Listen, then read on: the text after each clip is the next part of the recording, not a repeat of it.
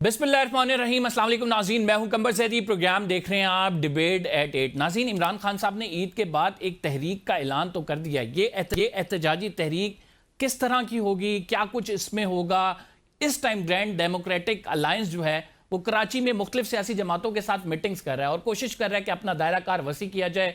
मुख्तलिफ सियासी जमातें, lawyer, civil society को ऑन बोर्ड लिया जाए, एक बड़ी एहतजाजी तहरीक को जो है उसकी शक्ल बनाई जाए। लेकिन इससे कबल हमें मालूम है कि 26 नवंबर के एहतजाज में सिर्फ पीटीआई अकेले लीड कर रही थी सड़कों पे, दीगर सियासी जमातें उनके साथ मौजूद नहीं थी।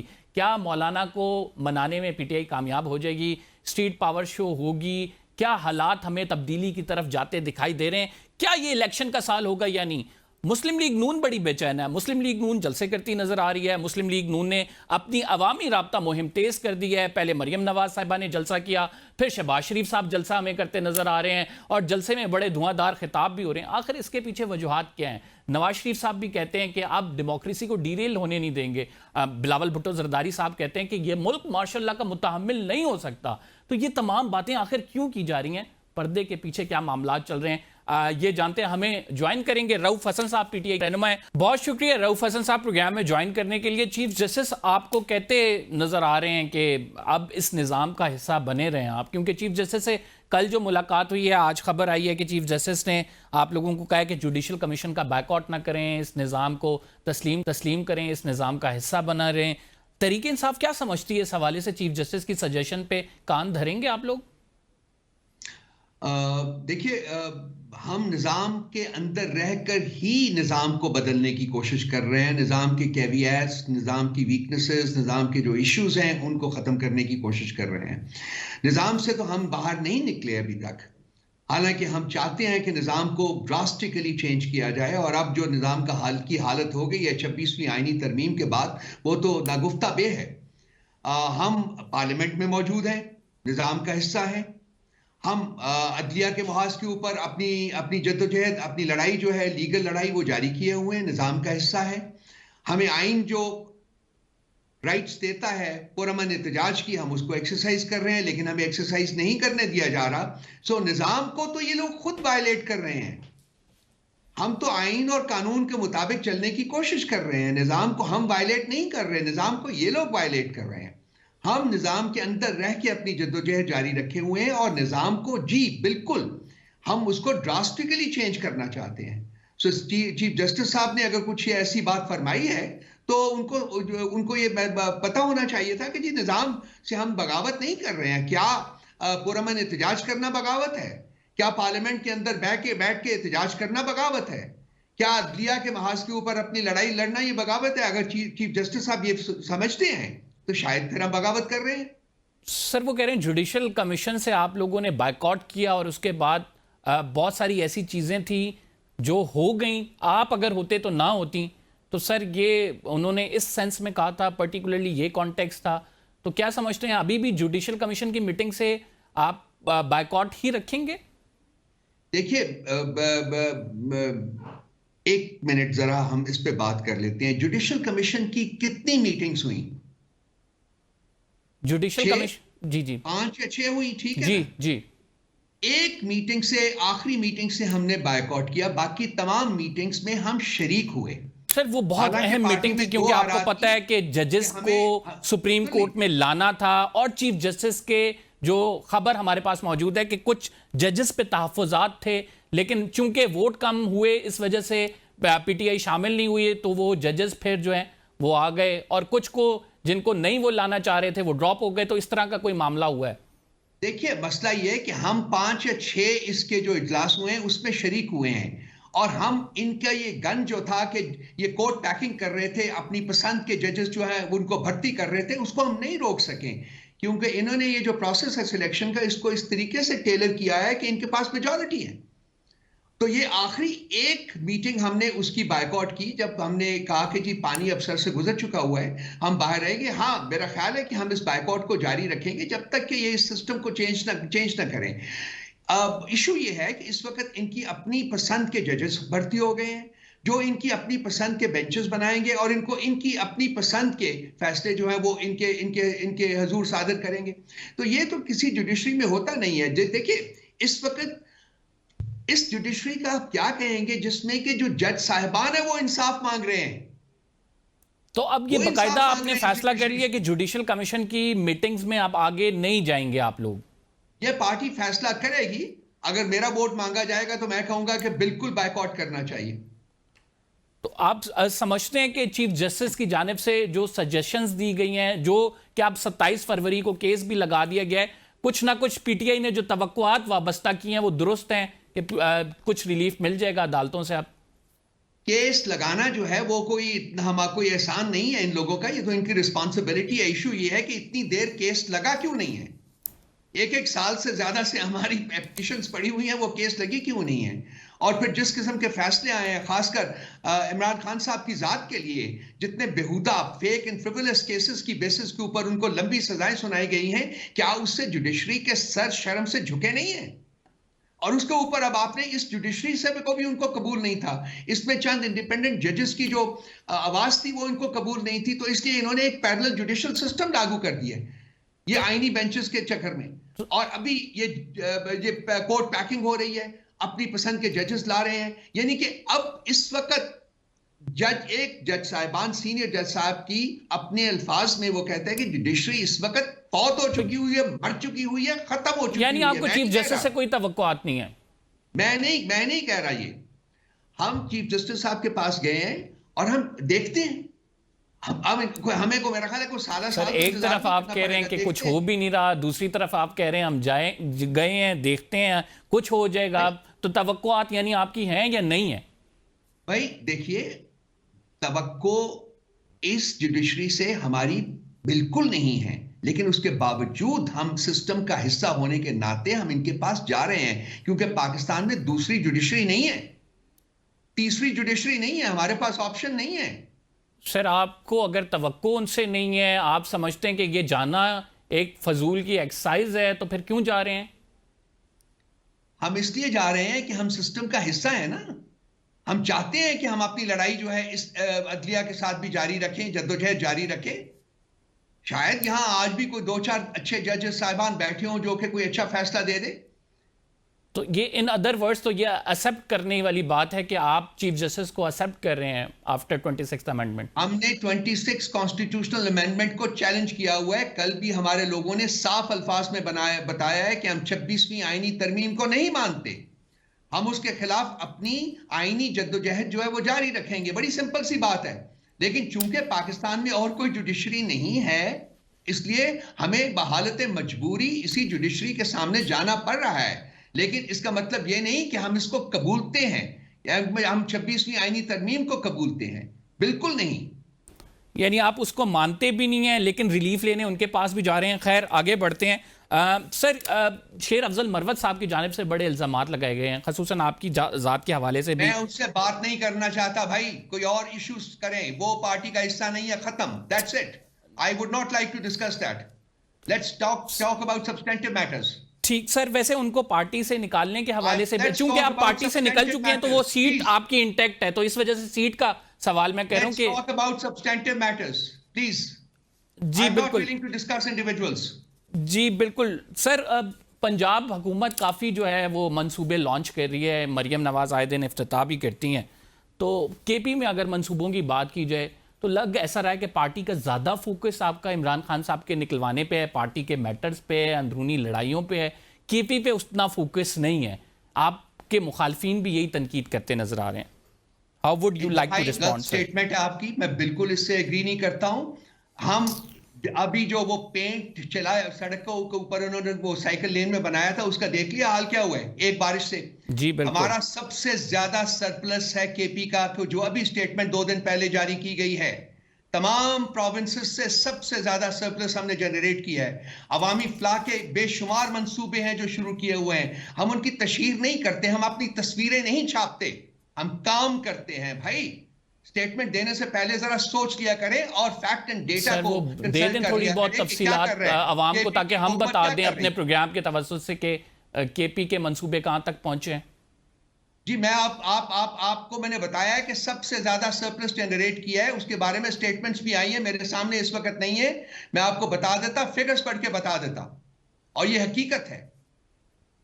सर, अवामी फलाह के मंसूबों के हवाले से अगर बात करें तो केपी का अभी राइट नाउ क्या देख रहे हैं आप, विजन क्या है? हर सेक्टर में अवामी फलाह के मंसूबे जो है भाई, तीसरी दफा उन्होंने पीटीआई को सिलेक्ट किया है, इलेक्ट किया है, कोई वजह तो होगी ना। जी कोई बिल्कुल। वजह तो होगी कि लोग पागल हैं, लोग ब्लाइंड हैं, या आपको नजर नहीं आ रहा? नहीं सर, मुझे तो कुछ तो बिल्कुल, है, मैं तो आपसे कुछ वही तो है जिसकी तफसील पर्दादारी है भाई। बता तफसीली दीजिए पूछ मुझे रहा भी हूँ। ताकि हम आगे बढ़ सकें। नहीं, मौलाना फजलुर रहमान तो क्लेम भी करते हैं कि जिस तरह से आप 47 वाला क्लेम कर रहे हैं, वो कह रहे हैं कि वहां पे भी 47 वाला क्लेम है और वो आपकी सीटों पे कह मौलाना रहे हैं। फजलुर रहमान की इस स्टेटमेंट से बहुत ज्यादा अहम स्टेटमेंट यह है कि वो हमारे प्लेटफॉर्म के ऊपर हमारे साथ खड़े हैं और पाकिस्तान में आईन और कानून की रिवाइवल की जद्दोजहद में शरीक हैं इस वक्त। आपको 10 दिन पहले उनकी स्टेटमेंट जो है, जो कि एक प्रेस टॉक में उन्होंने दी थी, जब उनके एक मीटिंग के बाद, वो आपको याद होनी चाहिए। मेरा ख्याल है दैट इज मोर इंपॉर्टेंट। वो मुल्क की भलाई की जो तरफ कदम है, वो बहुत ज्यादा इंपॉर्टेंट है, रादर देन कि जी आप वो एक स्टेटमेंट जो कि आज से 1 साल नहीं, पहले दी यू आर गई थी, एब्सोल्युटली राइट कि वो बहुत बड़ी स्टेटमेंट है जो उनकी जानिब से दी गई है, लेकिन उसके बाद वजीर आजम शहबाज शरीफ साहब ने भी उनसे मुलाकात की। हुकूमत भी ये चाहती है कि मौलाना किसी भी तरह से आपके साथ शामिल ना हो। कितने होपफुल हैं आपके मौलाना ऑन बोर्ड हो जाएंगे अगर ईद के बाद बड़ी तहरीक का कोई ऐलान जैसा इमरान खान साहब ने किया है, सड़कों पे आप लोग आते हैं? देखिए, पाकिस्तान आइन की बहाली की तहरीक में अगर कोई शामिल नहीं होगा तो वो आइन और कानून का पासदार नहीं है।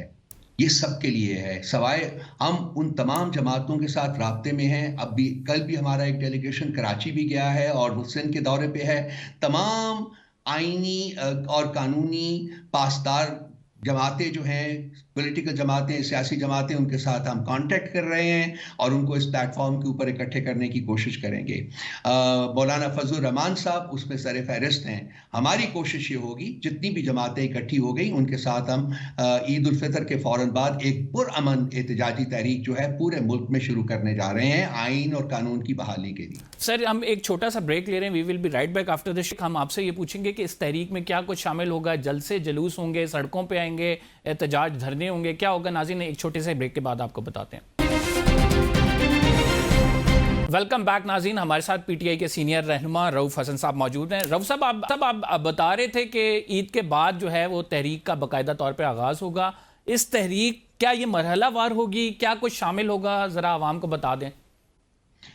देखिए, राब्ता, जैसे कि मैंने पहले आपके लास्ट सवाल के जवाब में अर्ज किया है कि हम राब्ते में हैं, तमाम जमातों को इकट्ठा कर रहे हैं। जब वो इकट्ठी हो जाएगी, प्लेटफॉर्म कॉन्स्टिट्यूट हो जाएगा, तो उसके बाद ये तमाम चीज़ें जो हैं ये उनके सामने पेश की जाएंगी और एक कंसेंसस के साथ फैसला किया जाएगा कि किस तरीके की तहरीक जो है वो हमने करनी है। चूँकि एक प्लेटफॉर्म है, ये पीटीआई की सिर्फ इंडिविजुअल एक्शन नहीं होगा, इंडिविजुअल प्रोटेस्ट नहीं होगा, बल्कि इन तमाम जमातों का कंबाइंड प्रोटेस्ट होगा। सो तमाम को साथ लेके चलना जो है वो बहुत अहम है। तो ये फैसले जो हैं ये भी तमाम जमातें जो हैं वो यकजा होके एक आवाज़ के साथ करेंगी। तो उसके बाद हम इंशाअल्लाह ताला इसके खदोखाल जो हैं वो आप सब की खिदमत में पेश पहले भी हमने देखा कि अलायंस बनाया गया और उसके बाद फिर 26 नवंबर का प्रोटेस्ट भी हुआ, लेकिन उस प्रोटेस्ट में आपकी ही जमात आगे थी। जो बाकी जमात के रहनुमा हैं वो हमें इस तरह से मुतहरिक नज़र नहीं आए। तो आप समझते हैं कि सब्सटेंशियल होगा, ये कोई चेंज ला सकेगा, कोई इन्फ्लुएंस कर सकेगा जो कि आप चाह रहे हैं, मतलूबा नताइज हासिल होंगे? देखिए, इस वक्त इस मुल्क में जो जमात हावी है, जो इस वक्त ताकत के ऊपर सीट्स के ऊपर विराजमान है, वो इलिजिटिमेट जमात है, इलिजिटिमेट हुकूमत है इनकी। ये वोट को चोरी करके, डाका डाल के ये इनको इसके ऊपर विराजमान किया गया है। हम इस गैर आइनी और गैर कानूनी एक्शन के खिलाफ ये कैंपेन जो है वो चलाने जा रहे हैं। पास्ट की बात और थी जबकि पीटीआई इंडिविजुअली इस तमाम सियासी तहरीक को लेके आगे चलना चाह रहा था, लेकिन अब एक हमने सब फैसला किया है कि जी तमाम बाकी सियासी जमातों को भी अपने साथ मिलाया जाए। ये मैं पहले भी आपको डिटेल में बताया लास्ट सवाल के जवाब में। तो हम इन तमाम जमातों को इकट्ठा करेंगे और जो भी तहरीक जो शामिल होना एग्री करेंगी, दैट्स इंपॉर्टेंट। और जो जो जमात भी इसमें शामिल शमूलियत इख्तियार करना चाहेगी वो इस प्रोटेस्ट तहरीक में बराबर की शरीक होगी और वो उसकी उसकी उनकी इनपुट के बेसिस के ऊपर सारे जो हैं फैसले वो किए जाएंगे। वो पीटीआई अब अकेली नहीं होगी। सर ये सवाल पूछने का मकसद ये था, मुखालफीन अक्सर आपके कहते हैं कि ये शेख चिली का ख्वाब है कि अगर मौलाना साथ आ जाएं, पीटीआई के साथ स्ट्रीट पावर मिल जाए, बड़े मैसिव प्रोटेस्ट हो, फिर हुकूमत गिर जाए। इतना आसान नहीं है ये तमाम करना, जबकि आपको पता है कि जिससे आप लोगों की जंग है, असल जंग, वो बड़े ताकतवर लोग हैं। तो डू यू थिंक कि इन्फ्लुएंस क्रिएट करना, जाहिर बात है इस तहरीक का मकसद ही ये होगा कि किसी ना किसी तरह से आप इन्फ्लुएंस क्रिएट कर सकें, तो उसके लिए मौलाना को ऑन बोर्ड लेकर उनको सड़कों पे निकालना इज अ ह्यूज टास्क। देखिए, अगर तो आप ये समझते हैं मेरे भाई कि जमहूरी तहरीकों को फस्तायत के जरिए कुचलना जो है वो आईनी और कानूनी और जायज़ है, तो फिर तो सारी दुनिया में फस्ताई हुकूमतें होनी चाहिए, जैसे कि हमारे मुल्क में इस वक्त फस्ताई हुकूमत जो है वो बराजमान है।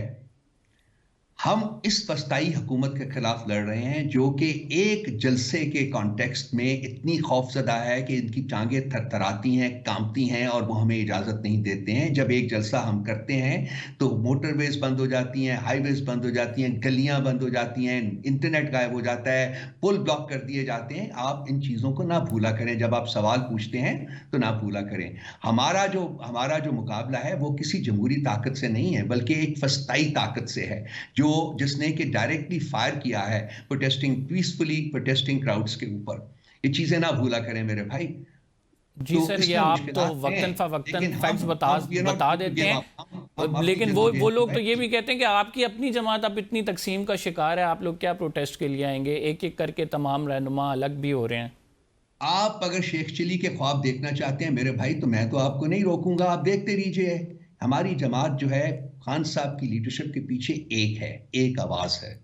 बाकी पार्टी के अंदर आरा होती हैं और हम sir lawyers group, political group, फिर पंजाब ग्रुप, केपी ग्रुप, मुख्तलिफ ग्रुप्स भी तो है ना। जैसे आपकी पार्टी के ही जो पहले लोग थे, फवाद चौधरी साहब, वो तनकीद करते नजर आ रहे हैं, फिर शेर अफजल मरवत साहब अलग होंगे। तो ये बात के ऊपर आ गए। मैं इंडिविजुअल्स की बात नहीं करूंगा, मैं उन लोगों की बात नहीं करूंगा जो पार्टी का हिस्सा नहीं है। ये टाउट्स हैं जो छोड़े गए हैं, और ये शेख चिली के ख्वाब आप देखते रहिए, मैं आपको भी नहीं रोकूंगा।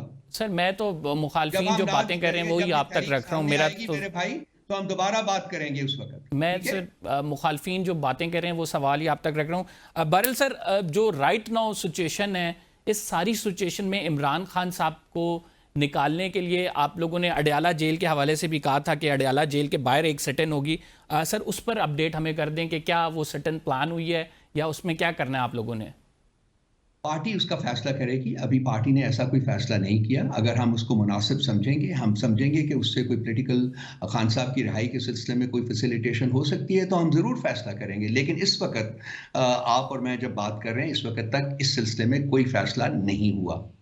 यानी अडयाला जेल के हवाले से कोई बात हतमी नहीं है अभी कि आप सेटन करेंगे उस पर या नहीं करेंगे? मेरा ख्याल यही मैंने जी फैसल वाडा साहब सर कहते हैं कि आप लोग इमरान खान साहब को निकलवाने में संजीदा नहीं है, और हम उनकी बात मान लें और आप उनकी बात मान लीजिए, ठीक है? हम सर मैं तो नहीं मान रहा आपके असल में। और यार देखो, मेरी बात करें, अब हम एक सब्सटेंटिव गुफ्तगू करें तो वो ज्यादा बेहतर है, जो फैक्ट एंड डेटा बेस्ड हो। ये लोग क्या काम कर रहे हैं, क्या नहीं कर रहे, उससे हमें सरोकार नहीं है। हम अपने मिशन के ऊपर जो है फोकस करते हैं, वो पाकिस्तान में आइन और कानून की बहाली है। आप भी यहाँ हैं, हम भी यहाँ हैं, आप भी देखिएगा, हम भी देखेंगे, इंशाअल्लाह ताला अनकरीब हम कामयाब। सर आइन और कानून की बहाली में सबसे ज्यादा इंपॉर्टेंट रोल 26वीं आईनी तरमीम का अगर देखें, कोर्ट में चूंकि अब चैलेंज भी हो चुकी है, और दूसरा खसूसन जो लाहौर हाई कोर्ट के जस्टिस डोगर को बनाया गया चीफ जस्टिस, वो भी 4 जजेस साहिबान ने पटिशन दायर की है, वो भी चैलेंज हो चुका है। लेकिन इसके साथ हम ये देख रहे हैं कि जुडिशल कमीशन की कार्रवाइयां उसी तरह जारी हैं, और कोर्ट पैकिंग जिसकी आप बात कर रहे थे, तो आप समझते हैं कि फुल कोर्ट भी बना दिया जाए, लेकिन अब जो है कोर्ट पैकिंग के बाद इक्वेशन ऐसी हो जाएगी कि मुश्किल हो जाएगा कि जो आप लोग चाहते हैं यानी 26वीं आईनी तरमीम रिवर्स हो, वो कोर्ट के जरिए हो सके? देखिए, पाकिस्तान में इस वक्त जुडिशरी का, मैंने पहले भी मेरा ख्याल आपसे अर्ज किया है कि एक बड़े सीनियर जज of the Islamabad high court ने कहा था कि पाकिस्तान में जुडिशरी जो है वो ख़त्म हो चुकी हुई है, और ये बात बिल्कुल ठीक है। पाकिस्तान में जुडिशरी को कैप्टिव किया गया है, मफकूद किया गया है एग्जीक्यूटिव के हाथ में। ट्राइकोटमी ऑफ पावर्स का जो बेसिक कॉन्सेप्ट है, जिसकी बुनियाद के ऊपर पाकिस्तान की रियासत खड़ी है, उसमें अदलिया जो है तीन में से एक, बल्कि सबसे इंपॉर्टेंट जो है वो पिलर है। दूसरी दो है, आपको पता है, लेजिस्लेचर है और एग्जीक्यूटिव है। अब आप इस वक्त जो एग्जीक्यूटिव है उसने फतह कर लिया है जुडिशरी को 26वीं आईनी तरमीम के जरिए। 26वीं आईनी तरमीम के खिलाफ हमारी जद्दोजहद जो है आईनी और कानूनी वो जारी रहेगी। हम इसको कबूल नहीं करते। हम कोर्ट ऑफ लॉ में जा चुके हुए हैं, हमने इसको चैलेंज कर दिया हुआ है। हम इसको कबूल नहीं करते। लेकिन चूंकि हम इसी मुल्क में रहते हैं और चूंकि इस अदलिया के पास जाना हमारी मजबूरी है, इसलिए वो तमाम हम बातें कर रहे हैं जो कि हमें लाजमी करनी पड़ चाहिए। बाकी इस अदलिया से ना हम इसको इसकी नई फॉर्मेट में 26वीं आईनी तरमीम के बाद हम इसको कबूल नहीं करते। ये अब इसी अदलिया के ऊपर होगा कि ये उसका क्या फैसला करती है। हम देखते हैं, एक टेस्ट केस है अदलिया के लिए, चीफ जस्टिस ऑफ पाकिस्तान के लिए एक टेस्ट केस है। जी बिल्कुल, और आपकी बात दुरुस्त है, बड़ा जबरदस्त आपने सब्सटेंशियल बात की। लेकिन इस तमाम मामले में उसी कोर्ट पैकिंग के तहत या वही जो आपको पता है कॉन्स्टिट्यूशनल बेंच इस मामले को सुनता है, तो जाहिर बात है कि जो आपके ग्रीवियंसेस हैं वो एड्रेस नहीं होंगे। उस सूरत में आप लोग क्या करेंगे फिर? आप ये अगर सोचना चाहते हैं कि नहीं एड्रेस होंगे, तो मेरा ख्याल आप भी इस जुडिशरी में फेथ नहीं रखते ना। ये तो एक साबित हो गया। चले, एक अच्छी बात है। सर, मैं तो वैसे ही 26वीं आईनी तरमीम को सब्सक्राइब नहीं करता मैं पर्सनली, अगर आई एम टॉकिंग, लेकिन बड़े अरसे से मैं कोर्ट कवर करता आ रहा हूँ। It's been 10 years. लेकिन सर जाहिर बात है कि आप पॉलिटिकल जमात हैं, बड़ी पॉलिटिकल जमात हैं, कोई रेजोल्यूशन की तरफ तो आना है ना किसी तरीके से रास्ता तो निकालना है। तो क्या वे आउट है सर फिर? वो देखिए जी, हमारे पास जो भी आइन और कानून हमें तफवीज करता है, ऑप्शंस, सियासी ऑप्शंस, उनको हम एक्सरसाइज करते रहे हैं, उनको हम एक्सरसाइज करते रहेंगे। हम इस वस्तायत के साथ रेकनसाइल नहीं करेंगे। हम इस जुडिशरी को कैप्टिव करने की, जो हॉस्टेज करने की जो कोशिश है 26वीं आईनी तरमीम, उसको कबूल नहीं करेंगे। ये असूली लड़ाई है।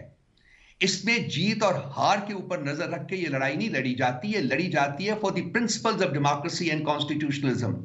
हम एक जमात हैं जो कि उन प्रिंसिपल्स में बिलीव करती है। हम ताकत पर से हासिल करने के लिए नहीं करते, हम इस निजाम को बेहतर करने के लिए अपनी जद्दोजहद हमने जारी रखी हुई है, और ये जद्दोजहद हम हर सूरत में जारी रखेंगे। ठीक, thank you very much sir. आपने कहा कि ये असूली लड़ाई जारी रखेंगे। नाज़रीन, हम एक छोटा सा ब्रेक ले रहे हैं। We will be right back after this short break. Tariq Fazal Chaudhry साहब हमें ज्वाइन करेंगे, उनसे पूछेंगे कि आखिर मुस्लिम लीग नून इतने जलसे जुलूस और अवामी राब्ता मुहिम तेज क्यों कर रही है, इसके पीछे क्या वजूहात हैं। वेलकम बैक नाज़रीन। शहबाज शरीफ ने आज जलसा किया, बड़ी धुआंधार तकरीर। मुस्लिम लीग नून इससे कबल पहले मरियम नवाज साहिबा ने जलसा किया, अब शहबाज शरीफ साहब जलसे कर रहे हैं। आखिर ये अवामी राब्ता मुहिम इतनी तेज़ क्यों की जा रही है? हमारे साथ तारिक फजल चौधरी साहब मौजूद हैं। बहुत शुक्रिया सर हमें प्रोग्राम में ज्वाइन करने के लिए, मुस्लिम लीग नून के सीनियर रहनुमा। सर, बड़े जल्दी से जलसे भी हो रहे हैं, अवामी राब्ता मुहिम भी हम ये देख रहे हैं जलसे जुलूसों के ज़रिए, तो कोई ख़ास वजूहात हैं इसके पीछे? बिस्मिल्लाहिर्रहमानिर्रहीम। बहुत शुक्रिया, आपने प्रोग्राम में दावत दी। देखिए, किसी भी सियासी जमात के लिए ये बात कहना कि जी अवामी राब्ता मुहिम का आगाज कर दिया गया है, इसका मतलब ये है कि अवाम से उसका राब्ता मुनक़ता था और उसके बाद वो राब्ता दोबारा बहाल करने के लिए किसी मुहिम का आगाज किया गया है। सियासी जमातों में ऐसा नहीं होता। उनके साथ, अवाम के साथ उनका एक कनेक्शन और राब्ता हमेशा रहता है, और वो हर सतह के ऊपर अपने वर्कर्स के साथ और अपनी कौम के साथ वो नथी होते हैं। तो लिहाजा कोई ऐसी बात तो नहीं है कि अवामी राब्ता हमारा पहले कोई कम था और अब इसको कोई मुहिम का आगाज किया गया है। वो मुसलसल एक कॉन्टीन्यूस प्रोसेस है जो चल रहा है।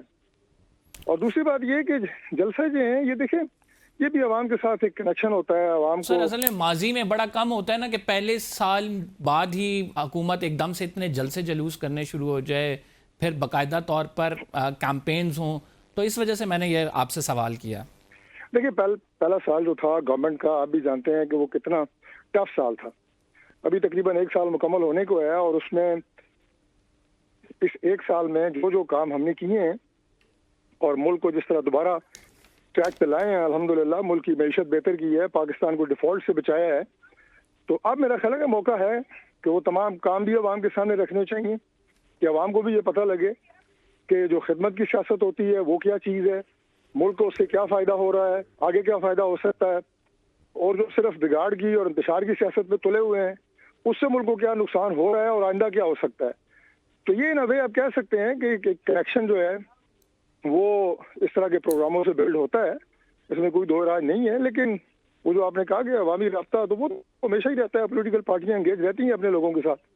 असल में स्टेटमेंट्स भी मल्टीपल आ रही हैं ना। बिलावल भुट्टो जरदारी जब ये कहते हैं कि ये मुल्क माशाल्लाह का मजीद मुतहम्मिल नहीं हो सकता, नवाज शरीफ कहते हैं हम जमहूरियत को डीरेल होने नहीं देंगे, हम दोबारा से वही एपिसोड रिपीट होने नहीं देंगे, तो फिर सवालात तो उठते हैं सर। देखिए बात यह है कि जिन स्टेटमेंट्स की आप बात कर रहे हैं, ये उन नादान दोस्तों को भी एक पैगाम है जो पाकिस्तान में इंतशार की सियासत को अपना मुस्तकिल तरीका सियासत बनाए हुए हैं।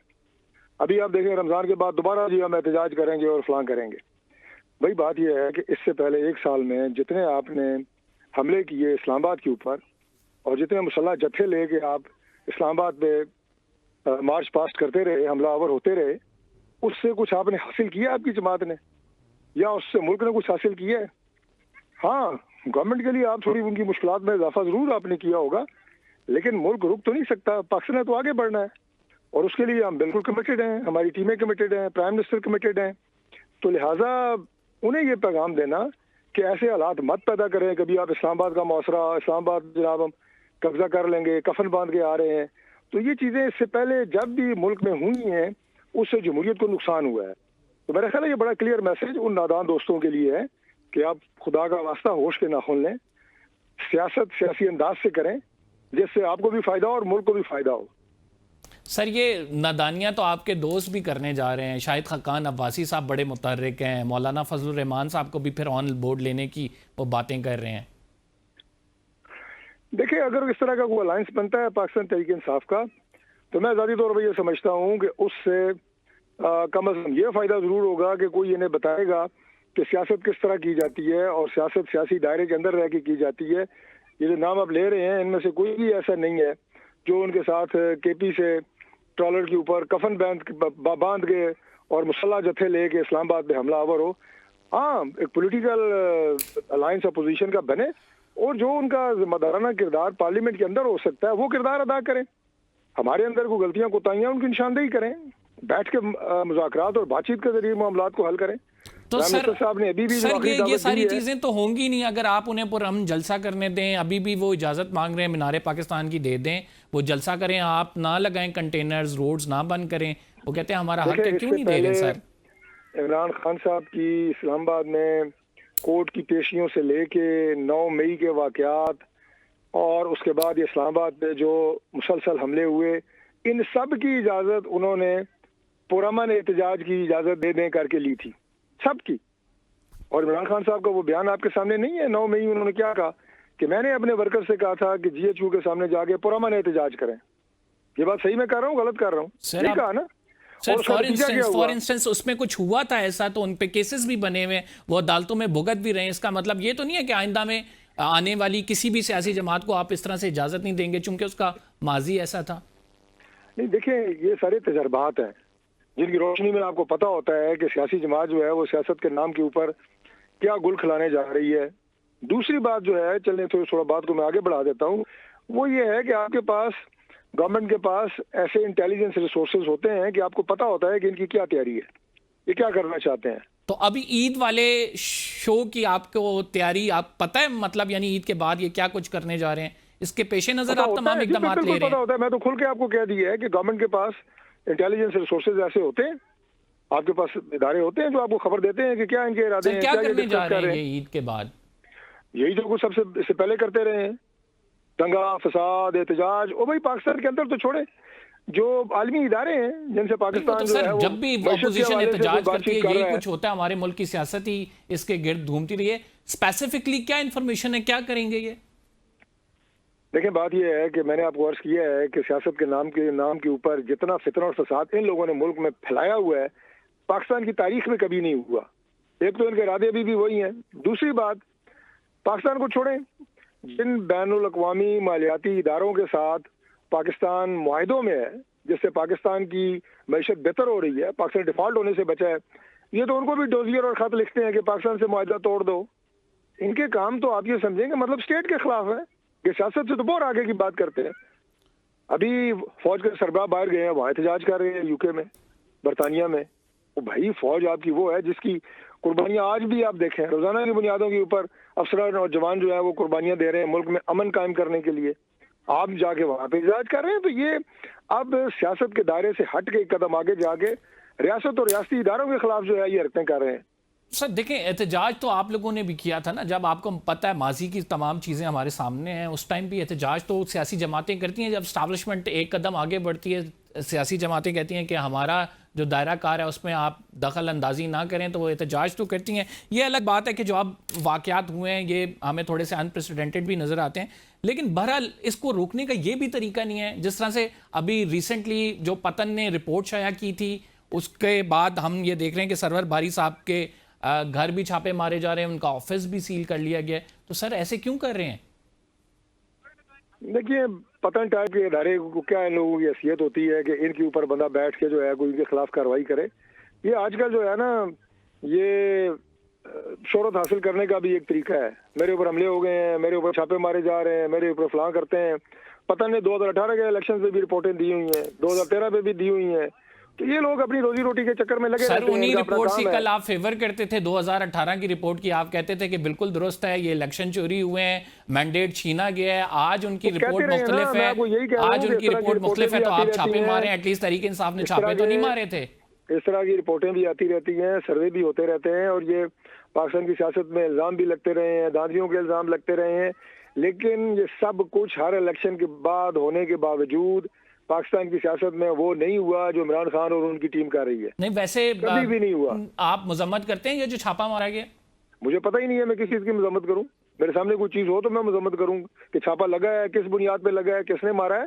लेकिन मैं आपको बता रहा हूं कि उनकी इतनी पोजीशन नहीं है मेरे लिए। वो जाती हैसियत में बड़े काबिल एहतराम है कि उन्हें उनके काम से रोकने के लिए कोई छापा मारेगा, ऐसी कोई बात नहीं है। लगे रहे इस तरह की सर्वे से। और ये मैंने कह रहा हूँ आपको, जब बार बार आप एक ही बात रिपीट करते हैं कि हर इलेक्शन के दौरान ये चीजें होती रही हैं ना, वो रिपोर्टें भी बनती रही हैं, इल्जाम भी लगते रहे हैं, लेकिन उसके बावजूद पाकिस्तान की सियासत में वो तलातम और वो फितना अंगेजी कभी भी नहीं रही।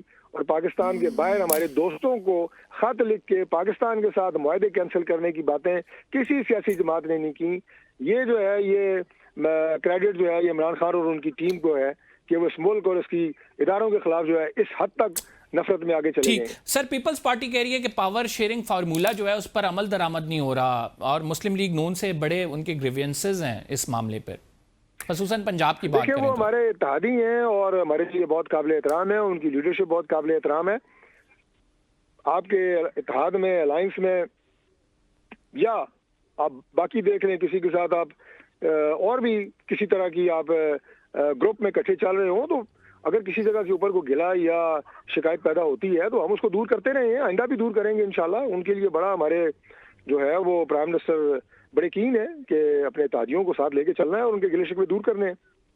तो सर इन हाउस चेंज की जो बातें हो रही हैं, ये तमाम अफवाहें हैं कि शहबाज शरीफ नहीं तो बिलावल को भी लाया जा सकता है या फिर किसी और को भी रिप्लेस किया जा सकता है। देखिए, ये सारी ऐसी सियासी अफवाह साजी होती है जो हमारे मुखालफिन करते रहते हैं। लेकिन प्राइम मिनिस्टर जिस तरह मुल्क को चला रहे हैं और मुल्क बेहतरी की तरफ जा रहा है, मैशत बेहतर हो रही है, बड़े आप ये कहें कि जुर्रत के साथ हमारे इदारे, अफवाज, इंटेलिजेंस दहशतगर्दी के खिलाफ लड़ रहे हैं मुल्क में अमन लाने के लिए। तो चेंज की तो खैर दूर दूर तक कोई ना आसार है ना इसमें होना है। इंशाल्लाह गवर्नमेंट अपनी मुद्दत पूरी करेगी और पाकिस्तान टेक ऑफ करेगा इंशाल्लाह।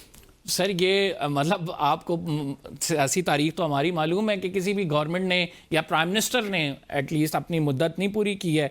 हमेशा यही होता है कि हटा दिया जाता है। लेकिन शहबाज शरीफ साहब आपको पता है कि एक ख़ास मिजाज भी रखते हैं, मफामत वाला। तो ये वाली जो टेन्योर है स्पेसिफिकली तारिक फजल चौधरी इसे डिफरेंट तरीके से देख रहे हैं। देखिए, बात यह है कि पहली बात तो ये है कि ये रिवायत के किसी प्राइम मिनिस्टर ने मुद्दत पूरी नहीं की, इस रिवायत को तब्दील होना चाहिए और मुझे पूरा यकीन है इंशाल्लाह कि इसी दौर में तब्दील होगी। दूसरी बात यह है कि जो आप बात कर रहे हैं शहबाज साहब की कि वो मफामत वाला मिजाज रखते हैं, तो उन्हें मजामत वाला मिजाज रखने की क्या जरूरत है? एंड फॉर दैट मैटर किसी भी प्राइम मिनिस्टर को मजामत वाला जो मिजाज है वो रखने की क्या जरूरत है? तो नवाज शरीफ ने गलत किया था जब मजामत वाला मिजाज रखा था, उन्होंने वोट को इज्जत दो वाली बातें, वो गलत थी? नहीं, मैं ये कह रहा हूँ कि प्राइम मिनिस्टर जो है वो मुल्क में काम करने के लिए आते हैं, सिस्टम ठीक करने के लिए आते हैं। तो या सर निजाम की उनकी मिजाज जॉब में लेके अगर कोई आते हैं। इंटरफेयर करेगा तो मजामत नहीं करेंगे वो? कोई इंटरफेयर नहीं कर रहा, ना किसी इंटरफेरेंस की जो है वो मैं समझता हूँ कि मुल्क को जरूरत है। होती भी नहीं रही Establishment की इंटरफेरेंस। अगर आप बात कर रहे हैं तो एस्टेब्लिशमेंट दुनिया के हर गवर्नमेंट की जरूरत होती है। सर हमने तो वो यही लाइफ नवाज क्लियर शरीफ होता साहब है। नारे लगाते रहे हैं कि इंटरफेरेंस हुई है, निकाल दिया गया, हमें जबरदस्ती जजेस के जरिए निकाला गया। तो उस सारे तनाजुर में मैं आपसे सवाल नवाज कर शरीफ रहा साहब हूँ। ने जो इस तरीके से वो निकाला गया वो आपके सामने है। हाँ तो वो बेटे से इंटरफेरेंस नहीं सरकार थी? नहीं दी। क्या आप उसे इंटरफेरेंस नहीं मानते? भाई इंटरफेरेंस आप ये समझते हैं कि जो अदलिया है उसमें हुई है, आप ये कहना चाह रहे हैं कि जैसे जजेस को जो है वो प्रेशराइज किया गया है। तो सर नवाज शरीफ तो यही कहते हैं कि जजेस को प्रेशराइज भाई किया जो गया फैसला था। हुआ था उस फैसले पे हमें रिजर्वेशन थी और हैं, और ऐसे फैसले सुप्रीम कोर्ट यानी ने नहीं किए किया हैं, गया था, जिस पे प्रेशराइज नहीं किया उनके- गया था, आप क्या समझते हैं?